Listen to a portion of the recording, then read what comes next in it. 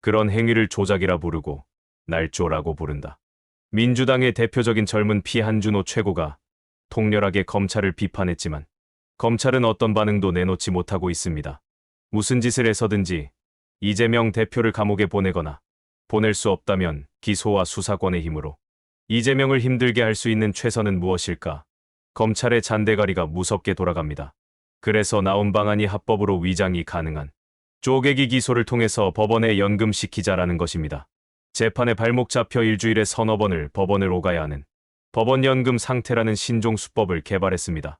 이런 검찰 정권의 의지가 가장 잘 드러난 기소가 이재명 대표의 쌍방울 대북 송금 의혹 사건입니다. 검사가 작정하고 덤비면 대법원까지 가서 이기더라도 검사에게 휘말린 사람은 패가 망신하게 되고 언론 플레이가 더해지면 그 사람은 사회에서 매장되어 재기하는 것도 불가능해진다는 윤석열의 말처럼 검찰에 의해서 실제로 실천되고 있는 가장 대표적인 모습이 이재명 대표를 옥죄고 있는 여러 건의 쪼개기 기소입니다. 이재명 대표가 받는 모든 혐의가 근본부터 말이 되는 것도 사실상 없지만 그 가운데에서도 최악인 것이 대북 송금 사건입니다. 한준호 최고위원이 검찰 주장을 강도 높게 반박했습니다. 김성태 쌍방울 회장이 필리핀 마닐라에서 북측의 리오남이라는 대남 공작원에게 돈을 전달했다는 검찰 주장에 대해서 주었다는 사람은 있는데 받았다는 사람은 없다며 검찰이 쓴 시나리오라기엔 허술하기 짝이 없다고 비판했습니다. 즉 70만 달러는 필리핀 마닐라에서 김성태 쌍방울 회장이 북측의 리호남이라는 대남 공작원에게 전달했다는 겁니다. 2019년 7월 필리핀 마닐라 콘레도 호텔에서 그 돈이 오갔다. 이것이 검찰이 쓴 시나리오의 핵심입니다.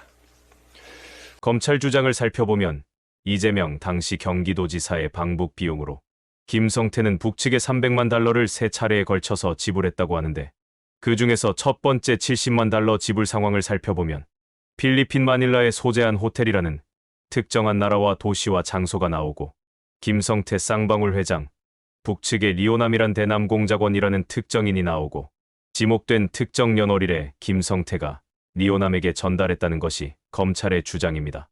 한준호 최고위원은 정작 돈을 받았다던 리오남은 필리핀에 없었다며 그런데 정작 돈을 받았다던 리호남은 필리핀에 없었습니다. 인터넷 매체 뉴스타파가 제시한 3가지 근거를 인용했습니다. 남측과 북측 인사들이 참석한 비밀 만찬 자리를 촬영한 동영상에서 리오남이 등장하지 않는 점. 첫째, 남측과 북측 인사들이 참석한 비밀 만찬 자리를 촬영한 동영상에서 리호남은 등장하지 않습니다. 이재명 지사의 방북과 관련한 언급도 일절 없었다는 것입니다. 국제대회를 총괄했던 김모 대표가 크로스체크한 결과 직원 누구도 리오남을 보지 못했다는 점. 둘째, 국제대회를 총괄했던 김모 대표가 수차례 크로스체크를 한 결과에 따르면 그 어떤 직원도 리오남을 보지 못했다고 합니다. 북측 인사 6명의 필리핀 비자 발급 과정에서 한국과 중국과 필리핀과 북한이 시행했던 각종 문서 중에 리오남의 이름이 없는 점 등이 그것입니다. 마지막으로 북측 인사 6명의 필리핀 비자를 발급하는 과정에서 시행된 각종 문서 그 어디에도 리오남의 이름은 없었습니다.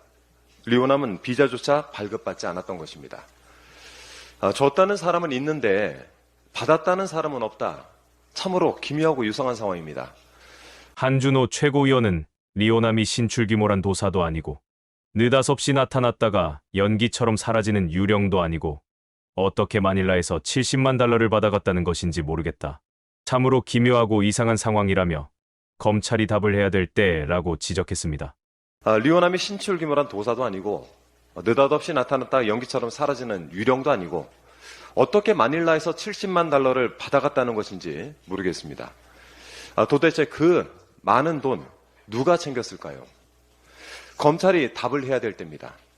리오남이 가명으로 필리핀 미입국했다는 검찰 주장에 대해 그렇다면 리오남의 가명은 무엇이고 필리핀에는 언제 어떤 방식으로 입국해서 김성태로부터 돈을 받아 언제 필리핀을 떠나 돌아갔는지 입증해보라며 유죄 입증의 책임은 검사에게 있다고 일란하면서 검찰의 궁지에 몰렸는지 리오남이 가명으로 필리핀에 밀입국했다라는 주장도 펼쳤다고 합니다. 그 가명이 무엇이고 필리핀에는 언제 또 어떤 방식으로 입국해서 돈을 받아갔는지부터 입증해 보시기 바랍니다. 유죄 입증의 책임은 검사에게 있다는 점을 분명히 말씀드립니다. 창작과 회유로 만들어낸 검찰의 범죄 창작 과정을 한준호 최고는 이렇게 정의했습니다. 필리핀에 있을 수도 없었던 리오남에게 돈을 주었다는 검찰의 주장에 대해 우리 국민은 이러한 것을 날조라고 부른다. 기초가 튼튼해야 흔들리지 않는 법인데 지금 검찰의 주장은 바닥부터 흔들리고 있습니다. 대한민국의 대표적 엘리트 집단인 검찰이 쓴 시나리오라기에는 허술하기 짝이 없습니다. 필리핀에 있을 수도 없었던 리오남에게 돈을 줬다는 검찰의 주장, 우리는 이런 것을 날조라고 부릅니다. 날조된 죄를 누군가에게 뒤집어 씌우는 행위에 대해서 우리 국민은 이것을 공작이라고 부른다. 검찰이 왜 이런 무리를 하면서까지 이재명 대표를 몰아세우는가? 우리 국민은 그 저희를 의심한다라고 덧붙였습니다. 날조된 죄를 누군가에게 뒤집어 씌우는 행위, 우리는 이것을 공작이라고 부릅니다. 검찰이 왜 이런 무리를 해가면서까지 이재명 대표를 몰아세우는가? 그 저희를 의심하지 않을 수가 없습니다. 하루에 한 번씩 검사 선서를 되새기면서 그 선서에 부끄러운 일을 하고 있는지 스스로 성찰을 해보시기 바랍니다. 오로지 진실만을 따라가는 공평한 검사가 되지는 못하는 것 같아서 드리는 말씀이고요. 진실은 반드시 밝혀지기 마련입니다. 자신 스스로와 국민께 떳떳할 수 있도록 일하시길 바랍니다. 박문진 이사 선임 가처분 신청이 아직 내려지지 않은 상태에서 한준호 최고는 이렇게 말했습니다. 방통위의 방송문화진흥회 이사 임명 처분에 대한 집행정지 소송이 오늘 결론 날 전망입니다. MBC를 지켜내야 한다라는 이 마음가짐으로 이렇게 무너지게 둘 수는 없습니다. 지금 우리는 그 기로에 서 있습니다. 부디 법원의 현명한 판단이 내려지기를 기대하겠습니다. 그리고 법원의 현명한 판단이 나왔습니다. 법원이 MBC 대주주인 방송문화진흥회 새 이사 임명에 제동을 걸었습니다. 5명이 정원인 합의제 기구에서 2명만으로 새 이사를 뽑았기 때문에 본안 소송에서 위법 여부를 따져봐야 한다면서 새 이사들의 취임을 일단 막은 건데요. 지난달 말 방송통신위원회가 MBC 대주주인 방송문화진흥회 새 이사진을 선임한 데 대해 법원이 일단 효력을 정지했습니다. 임무영, 허익범 등 6명의 신임 이사가 당장 취임할 수 없게 된 겁니다.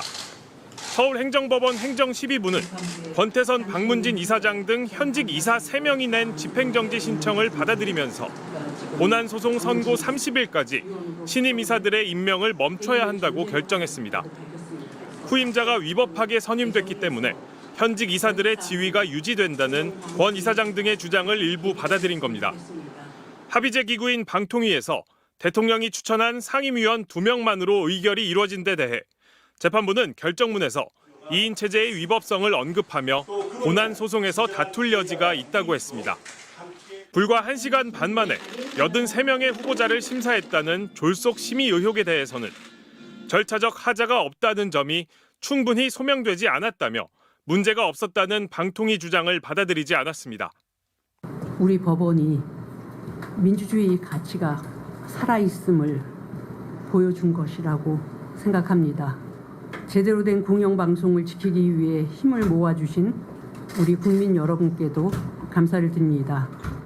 법원 결정에 따라 현 방송문화진흥회 이사진은 후임이 올 때까지 직무를 계속 수행합니다. 차기 방송문화진흥회 이사 선임의 효력이 정지됨에 따라 당초 이달 12일까지였던 현 박문진 이사들의 임기는 무기한 연장됩니다.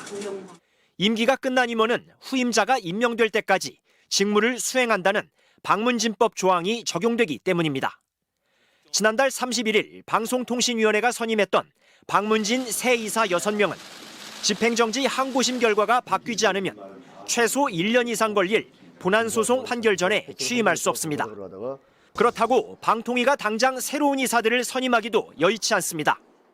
방통위 전체 회의는 위원장 단독 또는 2인 이상 위원이 요구해야 열 수 있습니다.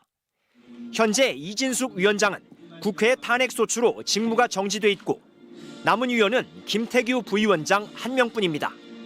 의결은커녕 회의를 열 수도 없는 상태입니다. 따라서 방통위는 이진숙 위원장이 헌법재판소의 탄핵 심판에서 기각이나 각하 결정을 받아 직무에 복귀하면 박문진 이사 재선임을 시도할 것으로 예상됩니다. 헌재 탄핵 심리는 최장 6개월이 걸리지만 이르면 연말쯤 결론이 날 가능성도 있습니다. 그러나 이 위원장이 돌아오더라도 방통위의 2인 체제를 둘러싼 법적 공방은 피하기 어려워 보입니다. 작년 9월과 올해 5월 재판부 두 곳이 2인 체제 위법성을 지적한 데 이어 오늘 재판부도 기본적, 원칙적으로 정치적 다양성을 반영한 상임위원 5명으로 구성된 방통위 회의가 방송의 공정성과 독립성을 위한 전제라고 밝혔습니다. 특히 2인의 위원으로 중요 사항을 심의 의결하는 것은 방통위법이 추구하는 입법 목적을 저해하는 면이 있다고 못 박았습니다. 더불어민주당 등 야권은 즉각 사필 규정이라고 환영했습니다. 여권 인사만으로 구성된 2인 방통위가 갖는 위법성, 부실하고 졸속적인 이사 선임의 위법성이 재확인됐습니다. 공영방송 장악에 눈이 멀어서 방통위가 벌인 쿠데타의 위법성과 절차적 하자가 적나라하게 드러났다. 윤석열 정권의 언론 장악 폭주 기관차에 제동이 걸렸다고도 평가했습니다. 대통령실은 사법부의 판단은 늘 존중한다며 항고심 판단을 지켜보겠다고만 밝혔습니다.